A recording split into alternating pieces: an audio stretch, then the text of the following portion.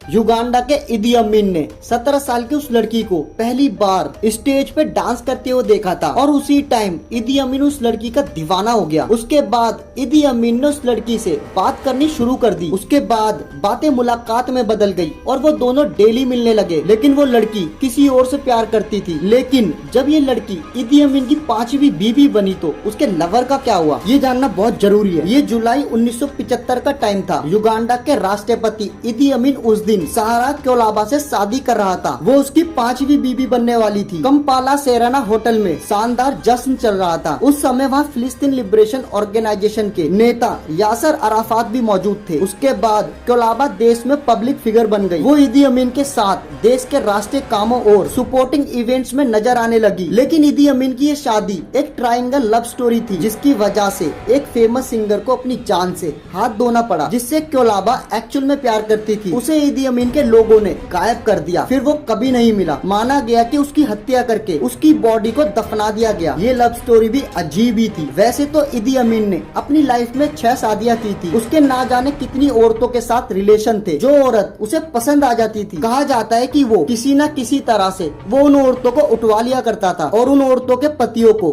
गायब करवा देता था या उन्हें किसी न किसी झूठे केस में जेल भिजवा देता था। गीटा 70 के दशक में युगांडा में फेमस सिंगर था। उसके बारे में कहा जाता है कि उसमें सिंगिंग का एक अलग ही टैलेंट था। वो इदी अमीन की 5वीं बीवी बनी। कोलाबा का रियल लवर था। कोलाबा ने जब स्कूल छोड़ा तो उसने गीटा का म्यूजिक ग्रुप ज्वाइन कर लिया। उसके कुछ टाइम बाद ही दोनों एक दूसरे से प्यार करने लगे। जब गीटा को इदी अमीन के कारनामों के बारे में पता चला तो उसने बिना डरे इदी अमीन से लड़ाई मोल ले ली। बाद में युगांडा में बनी एक डॉक्यूमेंट्री फिल्म में भी गीटा और कोलाबा की लव स्टोरी को दिखाया गया है। जब इदी अमीन ने 17 साल की कोलाबा को स्टेज पर डांस करते देखा था, वो उसी टाइम उस पर मर मिटा था। उसने तभी सोच लिया था कि वो इस लड़की को अपनी बीबी बनाएगा। उसके बाद उसने अपने लोगों के थ्रू उसको बुलाकर मिलना शुरू कर दिया। बाद में तो ये हालत हो गई थी कि आधे दिन कोलाबा इदी अमीन के साथ होती थी और बाकी टाइम गीटा के साथ बिताती थी। इदी अमीन को अपने खुफिया एजेंट्स के थ्रू ये हमेशा पता रहता था कि कोलाबा कहाँ जा रही है, किससे मिल रही है। इसके बाद गीटा को धमकियां मिलने लगी कि वो रास्ते से हट जाए। जब गीटा ने ऐसा करने से मना कर दिया तो उसे